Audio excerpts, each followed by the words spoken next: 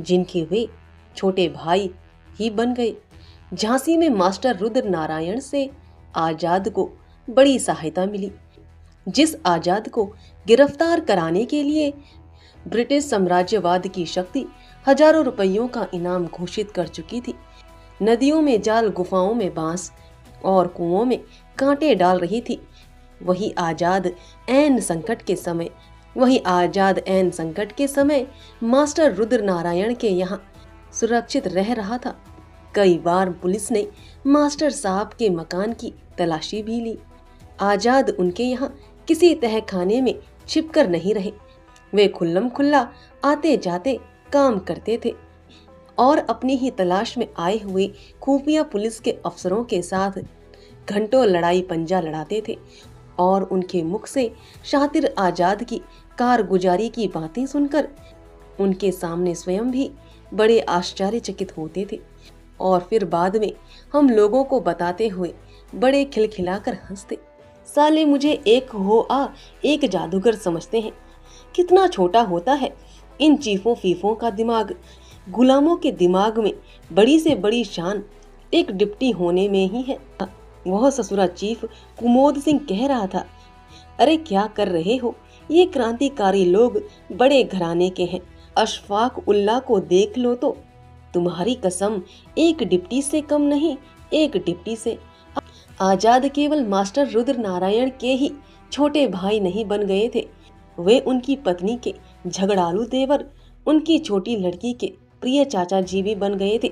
आजाद की सफलता का रहस्य उनकी वीरता से कहीं अधिक उनकी उस स्वाभाविक मिलनसारी शिष्टाचार पूर्ण मैत्री नहीं, उस आत्मीयता पूर्ण हार्दिकता में थी जिसकी सजीवता रूठने, बिगड़ने और फिर मनाने में प्रकट होती है। उस आत्मीयता पूर्ण हार्दिकता में थी और फिर मनाने में प्रकट होती थी। मास्टर साहब की बीवी से उनके देवर भाभी जैसे झगड़े होना, इन झगड़ों की मास्टर साहब से शिकायत होना, फिर मास्टर साहब द्वारा समझौता कराया जाना, ये सब मास्टर साहब के पारिवारिक जीवन की निधियां हो गई थी। मास्टर साहब और उनकी पत्नी के लिए आजाद का पारिवारिक भाव मूल्य उनके राजनीतिक मूल्य से भी कहीं अधिक हो गया था। लोगों के जीवन में एक राजनीतिक मूल्य के रूप में नहीं, एक व्यक्तिगत भाव मूल्य के रूप में घर कर लेने के अपने गुण विशेष में ही आजाद की सफलता निहित थी। भारी और तगड़ा होने से कुछ नाटा सा दिखने वाला कद, गहरा गहुआ रंग, चेहरे पर चेचक के दाग देकर प्रकृति ने उसके साथ जो सख्ती की थी, उसकी क्षतिपूर्ण उसने भरपूर से भी कहीं अधिक उसको ऐसा स्वभाव सौंदर्य प्रदान करके कर दी गई थी कि कोई भी एक बार उसके परिचय में आकर उसके प्रति कदापि उदासीन नहीं रह सकता। झांसी में श्री सचिंद्र नाथ बख्शी के कार्यकलाप ने पुलिस का ध्यान आकृष्ट किया था, अतएव उस पकड़ धकड़ के संकटमय समय में आजाद का झांसी में रहना निरापद नहीं समझा गया। मास्टर रुद्र नारायण के घर उन्होंने झांसी के दल की शाखा के साथियों से मिलकर उन्हें भावी कार्यक्रम समझा बुझाकर एक कंबल और एक रामायण का गुटका, बस इतना ही संबल साथ ले ओरछे की राह पकड़ी और ओरछे से कुछ दूर झांसी और ओरछे के बीच में डिमरपुरा ग्राम के पास एक छोटी सी नदी सातार के तट पर एक कुटिया में उन्होंने आसन जमाया। उन्होंने यहाँ अपना नाम हरिशंकर ब्रह्मचारी रखा। उनका ब्रह्मचारी का वेश स्वाभाविक था ही। यहाँ रहकर उन्होंने अपना क्रांतिकारी ताना बाना बुनना प्रारंभ किया। पास के ग्राम डीमरपुरा में उन्होंने मधुकरी वृत्ति से अपना भोजन मांगा और गांव वालों को रामायण की कथा सुनाई। इसलिए तो वे रामायण का गुटका साथ लाए थे। आजाद भावरा में, मतलब पहले अलीराजपुर रियासत का एक ग्राम जो अब मध्य भारत की झबुआ तहसील में आ गया है, अपने घर से भागकर झांसी में विद्या अध्ययन करने के लिए पहुंचे थे और वहां एक क्षेत्र में रहकर व्याकरण रटने का मिथ्या व्यवसाय भी उन्होंने किया था। परंतु आई उण रिलर्ग के रटने और डिच पिच पिच डिन करके शब्द सिद्धि की व्यर्थ की माथा पच्ची करने के लिए तो वे पैदा ही नहीं हुए थे। अतएव काशी में उन्होंने स्त्री प्रत्यय न साध कर क्रांतिकारियों का संपर्क ही साधा था। मेरी जान में तो संस्कृत के नाम पर उन्हें शिव महिमन स्तोत्र के सिवा 2, 2.5 या 3 श्लोक ही याद थे। किसी हालत में 3 से अधिक नहीं, सो भी इस प्रकार की किसी का पहला चरण तो किसी का दूसरा, किसी का तीसरा तो किसी का चौथा। कुल मिलाकर इन श्लोकों में पूरा श्लोक एक भी नहीं था, परंतु इन 2.5, 3 टूटे फूटे श्लोकों से वे गांव वालों की श्रद्धा भक्ति प्राप्त करने के लिए अपने ध्यान और भजन पूजन का सारा काम चला लेते थे। हाँ, नीति का एक श्लोक उन्हें और भी याद था और उनको वे मौका मिलने पर सुनाए बिना न मानते थे। उस्त्राणा विवाहेषु गीतम गायन्ति गधर्भा परस्पारम प्रशंति अहो रूपम अहो ध्वनिये। अर्थात ऊँटों के विवाह में गधे गीत गाते हैं, एक दूसरे की प्रशंसा करते हैं। आह, क्या रूप है, क्या ध्वनि है। इसका सटीक अर्थ यह है कि जब मूर्ख लोग किसी मूर्ख की प्रशंसा करते हैं तो ऐसी स्थिति होती है या ऐसी हालत होती है। यह उनको ठीक ऐसा ही याद था और इसका अर्थ भी वे ठीक जानते थे। बस इतना ही था उनका संस्कृत का ज्ञान। हरिशंकर ब्रह्मचारी का गांव में बड़ा सम्मान हो गया और उनकी पाठशाला में गांव के छोटे छोटे विद्यार्थी अ आ इ ई पढ़ने लगे।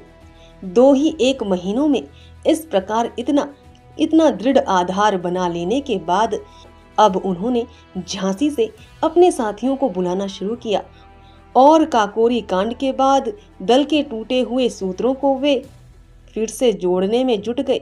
शीघ्र ही सातार तट उत्तर प्रदेश और पंजाब में क्रांतिकारी आंदोलन का नाड़ी केंद्र बन गया और पंजाब में क्रांतिकारी आंदोलन का नाड़ी केंद्र बन गया। काकोरी कांड की धड़ पकड़ से बचे लोग आजाद की तलाश में झांसी आए और श्री कुंदन लाल जो काकोरी कांड के बचे हुए लोगों में नंबर 1 कहे जाते थे, आजाद से यहीं सातार तट पर मिले और संगठन का भावी कार्यक्रम यही बना। आजाद इस समय कहे जाते थे नंबर 2। दीमापुर में ब्रह्मचारी हरिशंकर की एक अग्नि परीक्षा हुई और उसमें वे फर्स्ट क्लास फर्स्ट पास हुए। गांव की एक रमणी उनके पीछे हाथ धोकर पड़ गई। जब कांता कटाक्ष विशिखों ने उनको जरा भी विचलित नहीं कर पाया तो रमणी की अश्रु सरिता की बाढ़ उन्हें बहा देने को बढ़ी और उस आंसुओं की अधड़ियां उन्हें उड़ा देने को चली, परंतु वे पहाड़ की तरह अडिग रहे। ना हुआ वह पुराना सतयुग, त्रेता हुआ द्वापर नहीं तो आजाद को कामजीत की उपाधि इंद्रलोक से अवश्य मिल जाती और कोई वाल्मीकि या व्यास उनके स्थैर्य की प्रशंसा में काव्य रचता। परंतु आजाद हम कली कुटिल जीवों के चक्कर में थे। जब एक रोज हास परिहास के वक्त मेरे घर पर ही आजाद ने अपना यह वृत्त डिमरापुर से आकर इस प्रकार सुनाया, जैसे सभी बड़े झंझट और मुसीबत से छूटकर आए हूँ। तो मैंने हास परिहास करते हुए यही कहा, जाओ भी यार, बस यूं ही रहे। कामदेव को आजाद पर अपने अभियान में सफलता केवल इतनी ही मिली कि बातचीत में उन्होंने मुझसे कहा और किसी कष्ट से या किसी प्रलोभन से भला क्या होना जाना है। हाँ, कभी कोई कमजोरी आई तो उसका कारण औरत फौरत का चक्कर ही हो सकता है। देख, तू कविता फविता गाने वाने के चक्कर में बहुत रहता है, तू होशियार रहना। ब्रह्मचारी हरिशंकर के ब्रह्मचर्य की अग्नि परीक्षा के इस सारे कांड पर ग्राम के चतुर ठाकुर नंबरदारी की कुशल आंख थी और फिर तो वह हरिशंकर का ऐसा भक्त बन गया कि उन पर उसे अपने भाइयों से भी अधिक विश्वास हो गया। नंबरदार की बहन आजाद की प्रिया जीजी बन ही गई थी। नंबरदार 4 भाई थे, हरिशंकर को मिलाकर अब ये 5 हो गए। यह नंबरदार की उक्ति थी और अब उनकी तिजोरी की चाबी हरिशंकर के जनेऊ में बंधी रहने लगी। नंबरदार साहब की बंदूकें हरिशंकर की देख रेख में रहने लगी। हरिशंकर स्वयं उनसे शिकार खेलने लगे। तथा झांसी से अपने दल के साथियों को बुलाकर उन्हें भी गोली चलाने, निशाना मारने और शिकार खेलने की शिक्षा देने लगे। दल में गोली चलाने आदि में झांसी के सदस्यों की विशेषता योग्यता मानी जाने लगी। काकोरी कांड के बाद क्रांतिकारी दल के तितर बितर भगन सूत्रों को सतार तट पर बैठे बैठे ही जोड़ लिया। पहले तो हम लोग काकोरी कांड के केस की अदालत की सुनवाई और तत्संबंधी क्रांतिकारियों की पकड़ धड़क की खबरें अखबारों के कतरन के रूप में हफ्तों में 2-3 बार आजाद के पास साइकिल से जाकर दे आते थे। इस प्रकार आजाद झांसी के कई पार्टी के सदस्यों और सहानुभूति रखने वालों के संपर्क में आ गए थे। इसमें भाई सदाशिव राव मलकापुरकर, श्री विश्वनाथ गंगाधर वैश्वपायन, बालकृष्ण गिधोरो वाले, सोमनाथ, श्री कालिका प्रसाद अग्रवाल आदि को सतार तट पर उनके गुप्त निवास का पता था तथा वहां ये लोग उनके पास आया जाया भी करते थे। इस संबंध में एक बात बड़े मार्क की है कि यद्यपि क्रांतिकारी दल के संबंध में ऐसा कोई बड़ा केस नहीं हुआ जिसमें दल के कुछ सदस्य सरकार से माफी लेकर सरकारी इकबाली गवाह बन गए हों और इस प्रकार अपनी देशभक्ति का दिवाला निकालकर अपने कल के साथियों को अपनी चमड़ी बचाने के लिए वे फांसी चढ़ाने में प्रवृत्त ना हुए हों, परंतु मुझे ऐसा एक भी व्यक्ति याद नहीं आता जो सीधे आजाद के ही संपर्क से पार्टी में सम्मिलित हुआ हो या जिससे आजाद का घनिष्ठ संबंध रहा हो और फिर वह इकबाली गवाह बना हो। इसका कारण मुझे यह प्रतीत होता है कि बुद्धि के द्वारा या आदर्शवाद की झोंक में ऊपर से अपनाई गई क्रांतिकारी देशभक्ति का दिवाला निकल सकता है और निकला, परंतु हृदय में घर कर गई आजाद की मैत्री और प्रेम का दिवाला इतनी जल्द नहीं निकल सकता था। देशभक्ति और इनकलाब के स्वप्न भले ही कमजोरी आने पर मिथ्या या प्रतीत होने लगे, परंतु आजाद का प्रेम और भाईचारा एक ठोस वास्तविकता होती थी, नित्य प्रति के अनुभव की बात होती थी, दूर की अस्पष्ट आदर्श की बात नहीं होती थी। आजाद के व्यक्तिगत व्यवहार में सर्वजयी आत्मीयता इतने शुद्ध रूप में होती थी कि फिर आजाद के खिलाफ पुलिस का कोई भय या प्रलोभन कुछ नहीं कहलवा सकता था। साथियों के हृदय में देशभक्ति की भावना के, क्रांतिकारी वीरता के आदर्श की भावना के आसपास आजाद का आत्मीयतापूर्ण संपर्क एक सुदृढ़ गढ़ बन जाता था, जिससे हृदय में देशभक्ति और वीरता की भावना डवाडोल न होकर सुरक्षित बनी रहती थी।